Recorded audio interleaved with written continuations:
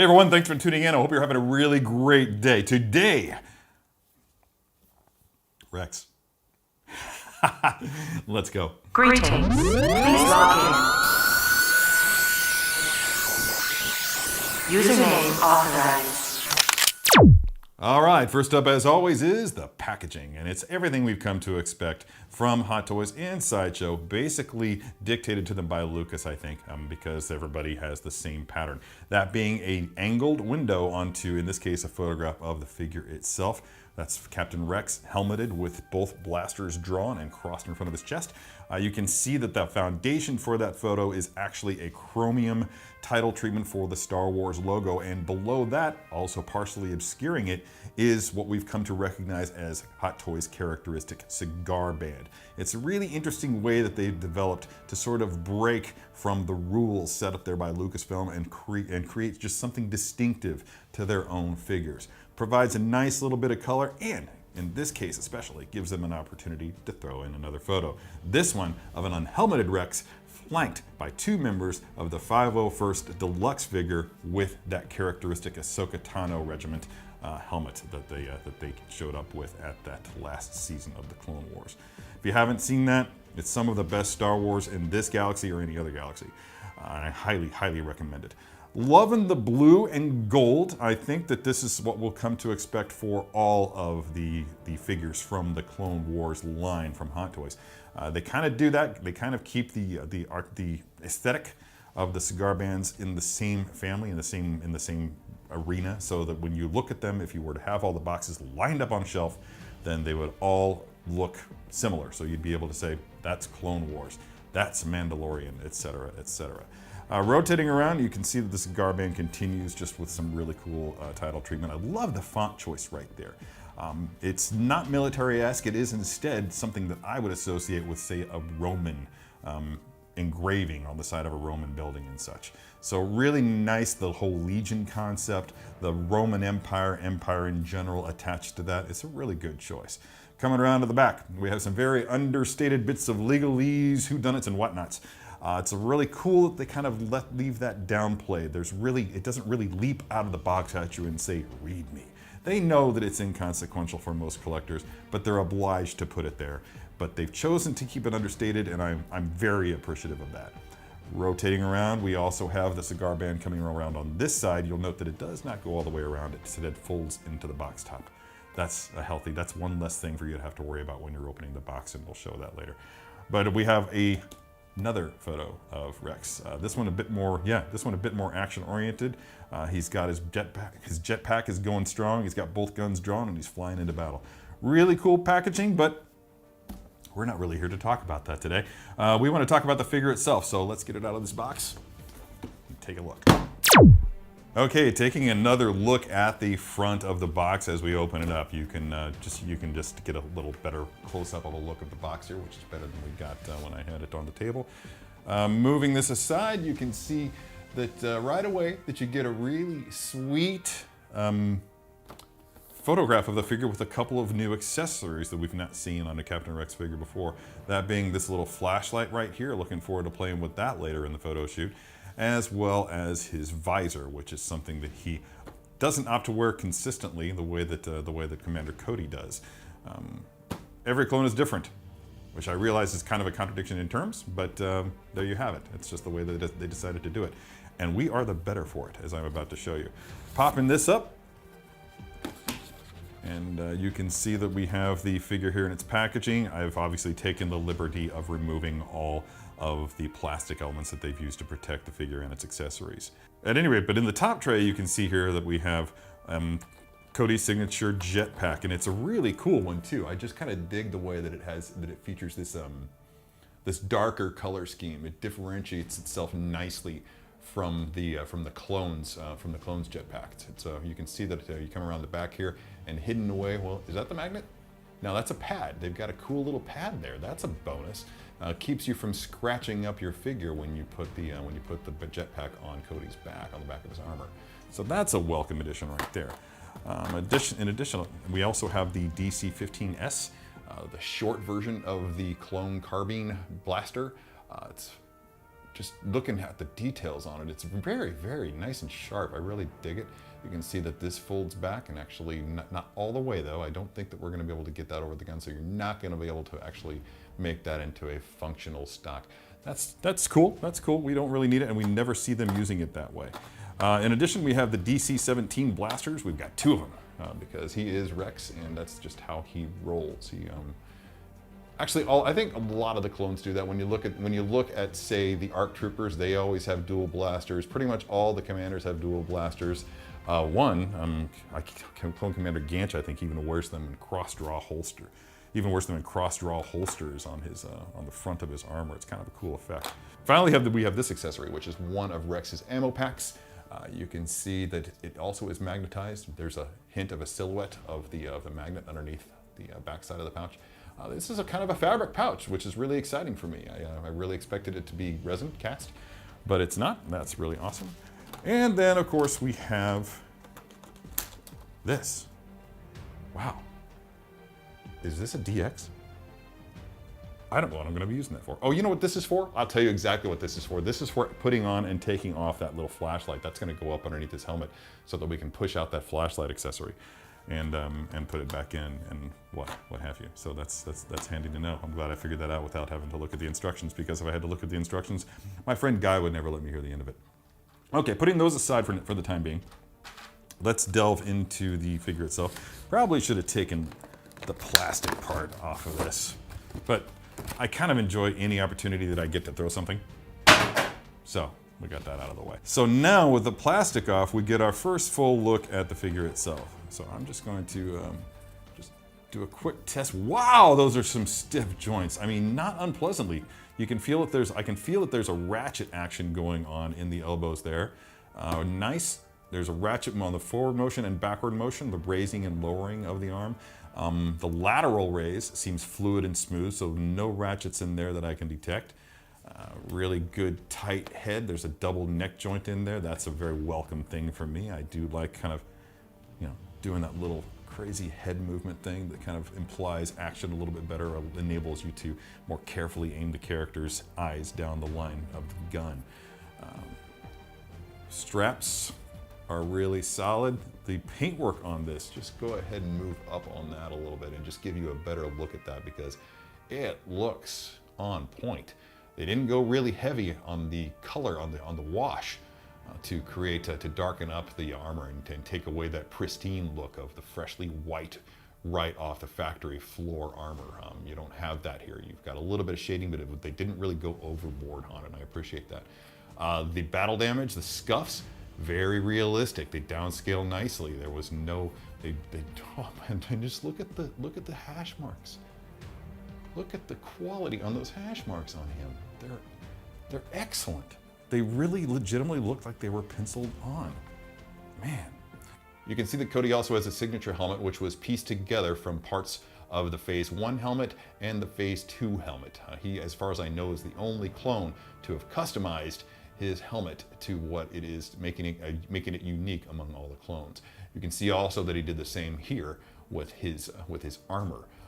Not quite sure what the difference was between the Phase 1 and 2 armors in the breastplate, but I'll have to take a deeper dive at some point in the future and find out for myself. I am genuinely curious about that. So that's really, really cool. Moving on to the portrait. Yeah. That's Tim Morrison right there, ladies and gentlemen. That's a really solid portrait of Temuera Morrison. Looking strong, looking young, looking fit. I dig it. Yeah, this is a really, really solid Cody portrait. In addition to that, we also have this more or less unique accessory. Not quite sure what to make of this other than just have it for display with Cody, to have him holding it. There was that moment when he was just introducing Ahsoka reintroducing Ahsoka, I should say, to the troops in the 501st, and they were showing off the helmets that they custom painted in order to pay her homage. Beautifully done. Beautifully done. And despite the fact that it's supposed to be a fresh paint job, there's still a little bit of flecking going on, but he did say that the paint job is a little bit rough, but he thinks it gets the point across. Anyway, moving along here. Here, of course, is the aforementioned visor. And I'm just gonna, at the same time, if I can get it out of here, I I should really grow my fingernails for this stuff. But you can see here that you have both a flashlight for the helmet as well as the visor for the helmet. I'll show you how to put those on later on in the show. And of course we have a variety of hands. But this figure's not doing anybody any good sitting in a box. So I'm gonna get him out and do a posing session for you really quick before I move on to photography. All right, here he is, Rex, the man I like to call Rex. You can call him Captain or Sir. All right, so full disclosure. I have not chosen a pose for this figure. I'm going into this blind. I'm just gonna play with it and see what looks good. I do know that the first pose that comes to mind would be him on a flight stand, both pistols drawn and blasting away with both pistols. But we already did that in Unsealed and Revealed, and I hesitate to repeat myself with that. I'll probably do a photo of that pose later on down the line, but for now, since we're doing a demonstration here, I just want to show you guys something a little bit different. So I think that what I want to do for Rex here is, I do want him flying, but I'm going to do a different pose than what Guy and I did on Unsealed and Revealed. Let's just get this stand out of the way for now, because I want to start by just pulling out his regular old hands here, the ones that came with the figure, installed in the figure. Just get those out of the way here. And I'm going to bring in, you can see that there are two pistol hands, obviously. I don't know if you can see those there, but here they are. Yeah. So we're going to use those. And let's see, here's the left. Just go ahead and install those, one in each hand. I actually have it kind of cold in my house, so this is actually a more difficult task than it looks. That plastic, depending on the temperature of your environment, the plastic will soften as it gets warmer. But if it's cold in your house, by the way, you can see that I actually added this to Rex before I started the thing. But the proper look for this, you might be tempted to put it at an angle or something like that because you've seen it that way on other troopers. Rex wears his 90 degrees to the ground, straight up and down. It'll get knocked askew as we pose. That's fine. Just correct it. Okay, pistols. Boom, boom, boom. Okay, so again, the figure comes with two of the DC-17 blaster pistols. Let's get one in each hand there. It's hard, guys. It is hard working on a figure. See, there we go. Lost it. Well, one of life's lessons that you should always learn is that is the importance of actually putting weapons into hands before you put hands onto bodies. Your parents should have taught you this when you were in the crib. If they didn't, your parents failed you. Let's see. Did that go dark? I can never tell. Hey, let's get some stuff out of the way here really quick while I'm thinking about it.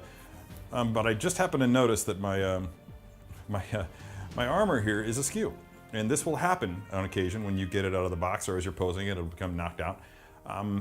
The way that Clone Trooper armor works, you can obviously see with Rex that it's very easy because these stripes will align, but then you'd be tempted to think that they would align with this one back here.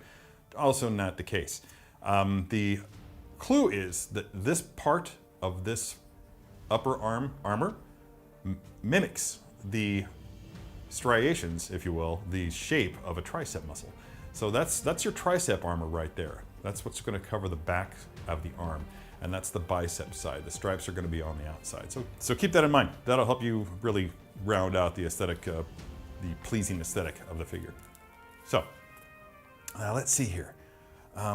Rex, you know, it'd be great is if I had R2-D2 and like some 6-scale duct tape. And then I could strap R2 to his chest the way that they did in that one episode where they were attacking that fortress. I think that it was actually Attack on the Citadel, if I'm not mistaken, was the name of that episode. I don't know for sure, but I know that it had to do with the Citadel. It's also where they were rescuing Captain Tarkin at the time, Captain Tarkin. Okay, I think for our purposes here, I'm going to have Rex blasting off with his backpack. So I'm going to go ahead and apply those effects, the rocket effects, first. Okay, and repeat the process with this little guy right here. Get that thing in there all the way. Yeah, good to go. Same thing with this. I think that's not quite in there. Now it is. Huzzah. All right. Adding the rocket effect. Whew, look how cool that looks. That'll look really cool in photography, especially if you backlight it. I mean, these are kind of backlit right here. The lights are actually off to the side, to the left and to the right. But you can just see how they really, once they hit that clear plastic, it really, really makes it pop. All right, so now that that's done, let's go ahead and get him on stand. Because I think that... Now, I need to determine how high I want this stand to be. See, that's another thing that I just pointed out. When you add the backpack to the figure, keep in mind that it's going to shift its center of gravity towards the back, and what was once a stable posture will now prove to be off balance to the rear. So go ahead and make sure that those adjustments are good for you. Let's get this head out of the way. I had a screwdriver, and I still do. All right, let's go ahead and, wow, that's actually already really loose in there, so I may not need to, nope, it'll slide right down. Perfect. Now, I don't want him too high off the base. What I'm trying to do with this, and I've actually shifted the position of the figure and everything else on the table so that what fits in the camera is actually roughly the same height as the shelf of a DTOF. So if I'm doing it here, then you know it can be done in an IKEA DTOF, which, as we all know, is probably the most popular of the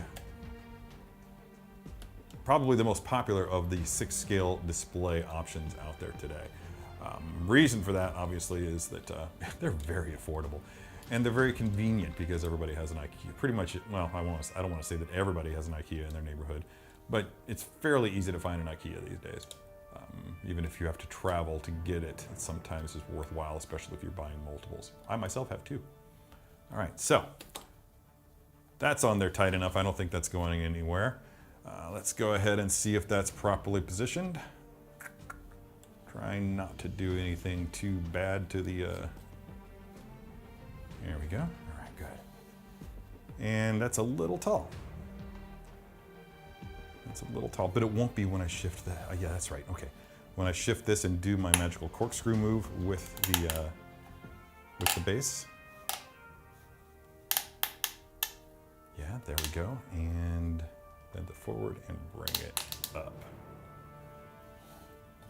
Keep it coming back.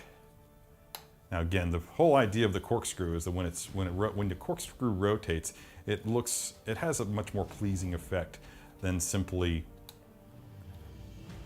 bend it back. Then as you go around, just bend it a little bit more the other way until you have, again, what I like to call the corkscrew. As I was bending the corkscrew, it wound up bending the dynamic figure stand a little bit to the back. So since he's going to be blasting off and rocketing upwards, we're going to lift up his head. And we have to determine if we want just one hand to be up or both. I'm going to go with his right leg being lifted, like so.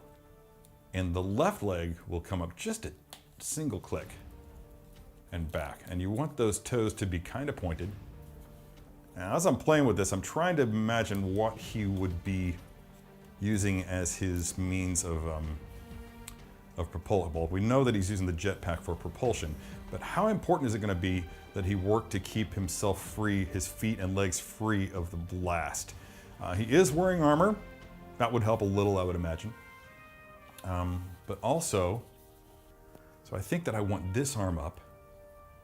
Let's see, I'm just kind of trying to look and just see. More a kick back to that head. And then I want this arm to come back just to provide some balance. Contrapposto, my friends. And let's bring this knee up a little bit more. Since we've got the range of motion, let's freaking use it.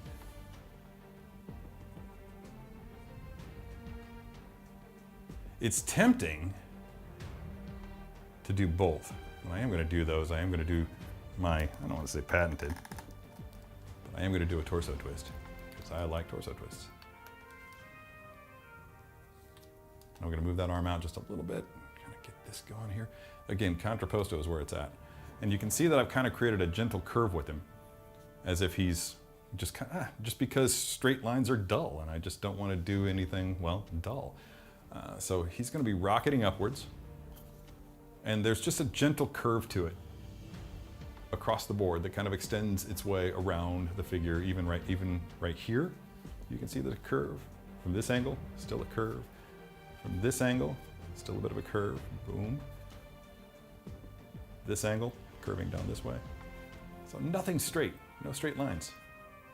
And no joint left untouched. Look at that. Boom. Let's put that back where it's supposed to be. Oh, I wish there was something else we could add to it. The thing of it is that you can also add different parts to the display, maybe by simply putting an Ahsoka Trooper helmet right there on the base and just have that sitting in your DTOF. That would look really cool, right? Anyway, so that's it. I think that's my pose number one. Let's go ahead and set it on my photography table and get a few shots of it and then see what else we can do with it. I don't know if I could say that Rex is my favorite character in the entirety of Star Wars, but it is safe to assume that he rests comfortably in my top 5.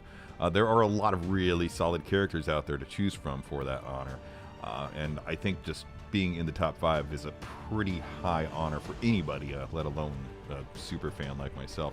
It is safe to say that also that the Clone Wars definitely is my favorite storytelling medium in Star Wars. So to see Hot Toys coming again and again with figures from the Clone Wars animated series, bringing their special touch to them, is a real thrill. And this figure right here is absolutely essential, especially with all the added Season 7 bits that they brought to the table. And that's it. Let me know what you think of this figure in the comments below.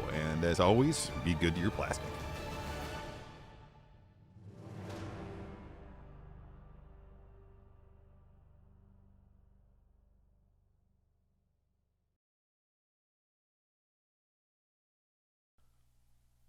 Hey, did you like that video? Be sure to subscribe by clicking the S icon on your screen, and then ring that notification bell so you'll be notified every time a new video is posted. If you'd like more information on the product featured in this video, then click the link provided under Product Info. Again, thanks for watching, and don't forget to let your geek side show.